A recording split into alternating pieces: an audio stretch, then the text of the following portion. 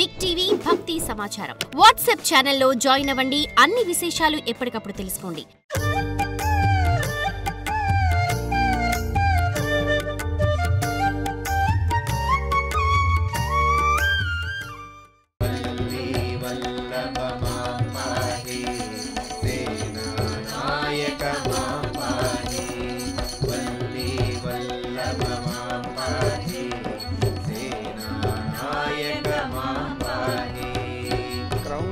विभेदन मां पाहि चंचलतापग मां पाहि क्रौंच विभेदन मां पाहि चंचलतापग मां पाहि सचिदानंद मां पाहि सद्गुरु रूप मां पाहि सचिदानंद मां पाहि सद्गुरु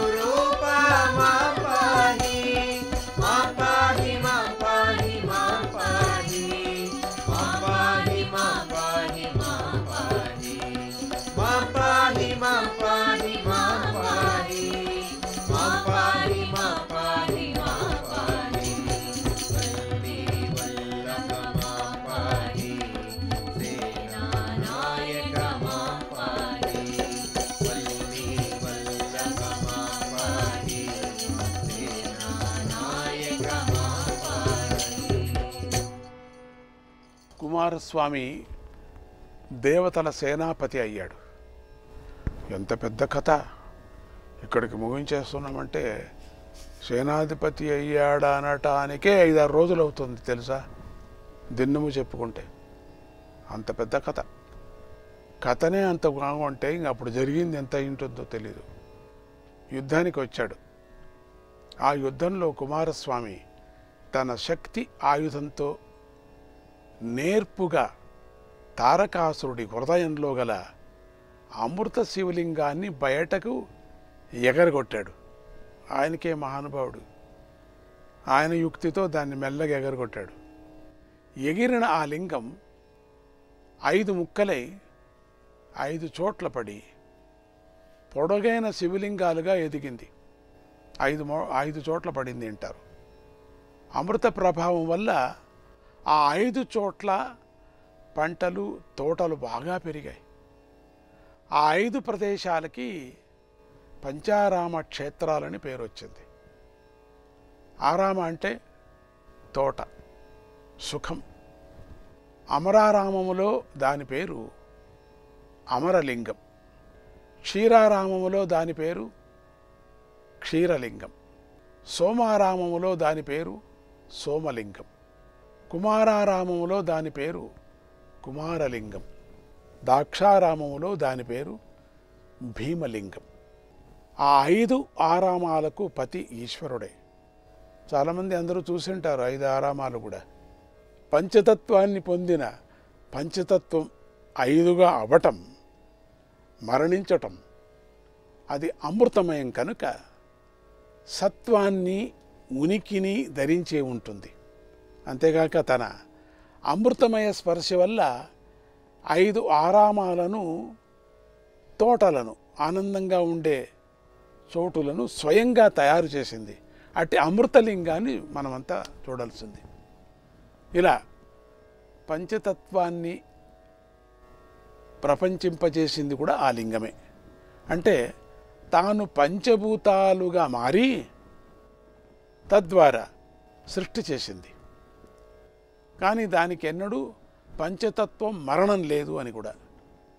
ఇలా ఎవడైతే తన హృదయంలో భావన చేస్తాడో వాడికి ఆ లింగం సచ్చిదానందాన్ని కలిగిస్తుంది అని అర్థం చెప్తుంది. అమరారామము అమరావతి గుంటూరు జిల్లాలో ఉంటుంది. పెద్ద పొడవుగా ఉంటుంది లింగం. ఇక క్షీరారామము పాలకొల్లు పశ్చిమ గోదావరి జిల్లా, సోమారామము గునుపూడి భీమవరం దగ్గర, కుమారారామం సామర్లకోట, దక్షారామం తూర్పు గోదావరి జిల్లా, దాని పేరే దాక్షారామం. దాక్షారామం అంటే వెనుకటి రోజుల్లో దక్ష ప్రజాపతి పాలనలో ఉండిన దక్షవాటికే దాని పేరు. తర్వాతి కాలంలో అక్కడ ద్రాక్ష తోటలు బాగా పెరగటం చేత దాన్ని ద్రాక్షారామం అని కూడా పిలువసాగారు. అదే ద్రాక్ష. దాన్ని బట్టే ద్రాక్షారాం అనేటువంటి వ్యవహారం నామం కూడా వచ్చింది. ఆ విధంగా శక్తిపీఠంతో పాటు అక్కడ అమృత శివక్షేత్రం కూడా వచ్చేసరికి ఆ క్షేత్రం ప్రశస్తి మరింత పెరిగింది. ఇక్కడ శివుడికి భీమేశ్వరుడని పేరు వచ్చింది. ఇలా ఉండగా సప్త ఋషులకు ఈ స్వయం ప్రతిష్ఠితులైన భీమేశ్వర స్వామికి మాణిక్యాంబకు పునః ప్రతిష్టోత్సవాలు చేయాలని ఉత్సాహం కూడా పుట్టింది. దానికి మరొక ముహూర్తం నిశ్చయించుకున్నారు. వారు దక్షారామం చేరారు. కానీ గోదావరి చాలా దూరంలో ధవళేశ్వరం వద్ద ఉండటం చేత ఈ క్షేత్రానికి తీర్థస్థాన సౌకర్యం లేదనే మాట వారికి లోటుగా తోచింది. తామైతే ఆకాశగమనంలో పోగలరు, మరి సామాన్యుల మాట ఏమిటి అనుకున్నారు. పైగా శివుడు నిత్యాభిషేకానికి నదీ జలం కావద్దా. అందువల్ల ఆ తెల్లవారుజామున వారు ధవళేశ్వరం వెళ్ళి గోదావరి స్నానం చేసి ఆ నదీమ తల్లిని దక్షవాటిక పక్క నుంచి ప్రవహించమని ప్రార్థించారు. ఇదే క్షేత్ర మహిమ అద్భుతంగా ఉంటుంది. సాక్షాత్తుగా అమృత సంపత్తుకు ప్రవాహమైన గోదావరికి నమస్కరిస్తున్నాం, అమ్మవారికి, గోదావరి తల్లికి. ఆ గంగ ఒక రాజర్షి స్వార్థం వల్ల భూమికి వచ్చింది. అదొక పెద్ద కథ. ఆ గోదావరీదేవి నీవు మాత్రం ఒక బ్రహ్మర్షి యొక్క తపోబలం వల్ల నిస్వార్థత్వం అనేటువంటి శిఖరాన్ని నుంచి వచ్చావు. జానుహు ముని యొక్క ఇంటిని ముంచివేశావు. శిక్షకు అరూరాలవుతూ గంగ వచ్చింది. గంగ కథ చెప్పుకొస్తారు అక్కడ. ఓ దేవి, నీవు అందరూ మహర్షులకు ప్రీతిపాత్రురాలువై ఆవులను బ్రతికిస్తూ అది ఒక కథ ఉంది. భూమికి వచ్చావు. ఆ గంగ సగరవంశం వారిని ఉద్ధరించటం కోసం వచ్చింది. ఆమెకు జనులను తరింపజేయటం అప్రధానం. నీవు మాత్రం మునులను తరింపజేసేందుకే ఉదయించావు. అంతేగాక నీవు గోవులను ఇచ్చేదానివి, బ్రతికించేదానివి. నీకు నాశనం లేదు. గోఫలాన్ని బట్టి నీవు గౌతమి అయ్యావు. గోవులంటే కిరణాలు అని కూడా. అవి అధికంగా గలవాడు గౌతముడు. అతని వంశంలో వాడు గౌతముడు. ఇదొక కథ. అతని వల్ల వచ్చిన నది గౌతమి. గోవును ఇప్పించావు కనుక నీవు గోదావరివి. ఇదొక కథ. గోవులను ఇచ్చేది గోద. వారిలో శ్రేష్ఠురాలు గోదావరి. అంబా ఇక ఏడుగురుగా ఉన్నటువంటి మా కోసం, సప్త ఋషుల కోసం నీకు సప్త అనే ఇదొక కథ.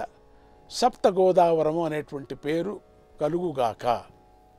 మాణిక్యాంబ భీమేశ్వరుల క్షేత్రమైన దక్షారామం ఇక నీ రససంగం వల్ల, నీటి సంగం వల్ల, ప్రీతి సంగం వల్ల అనేక మంచి ఫలాలను పొందుగాక. స్థిరమైన సచ్చిదానందానికి స్థానమగుగాక. ఇదొక కీర్తన. ఈ కీర్తన అర్థం చెప్తున్నా అంతే దీన్ని అని ప్రార్థించారు. మొత్తం కీర్తనలతో నిండినటువంటిది ఇది. అప్పుడు స్వామీజీ ఎప్పుడో చేసింది అది. కీర్తనలో పాడుకొనే పోతుంటే మీకు కథ తెలియదు కదా, అందుకని అర్థాలు మాత్రం చెప్పుకొని వెళుతున్నా, శ్లోకాలకు అర్థాలు చెప్పినట్టుగా. ఆ తల్లి వారి వెంట బయలుదేరింది. సప్త ఋషుల ఆకాశంలో సాగుతున్నారు. నది భూమి మీద పరుగులు తీస్తుంది. దారిలో తుల్య భాగా అనే గోదావరి ఉపనది ఒకటి ఉంది. ఆ నదీ తీరంలో కొందరు దానవ మునులు భక్తి శ్రద్ధలతో యజ్ఞం చేస్తున్నారు. వస్తున్నటువంటి వరద గోదావరి ఆ యజ్ఞశాలను పూర్తిగా ముంచేసింది. దాంతో కోపగించినటువంటి దానవ మునులు గోదావరిని ఎండిపొమ్మని శపించారు. ఆ తల్లి వారి వెంట బయలుదేరింది. సప్త ఋషుల ఆకాశంలో సాగుతున్నారు. నది భూమి మీద పరుగులు తీస్తుంది. దారిలో తుల్య భాగా అనే గోదావరి ఉపనది ఒకటి ఉంది. ఆ నదీ తీరంలో కొందరు దానవ మునులు భక్తి శ్రద్ధలతో యజ్ఞం చేస్తున్నారు. వస్తున్నటువంటి వరద గోదావరి ఆ యజ్ఞశాలను పూర్తిగా ముంచేసింది. దాంతో కోపగించినటువంటి దానవ మునులు అది విని ఆగ్రహించిన సప్తర్షులు తుల్యభాగా నదిని తాకితే పాతకాలు అంటుకుంటాయని శపించారు. అక్కడ చూడండి. ఇలా గందరగోళం జరుగుతూ ఉండగా పూజ్యుడైనటువంటి తుల్యభాగ మహాముని వారిద్దరి మధ్యలోకి వచ్చి ఇరు వర్గాలను శాంతింపజేశాడు.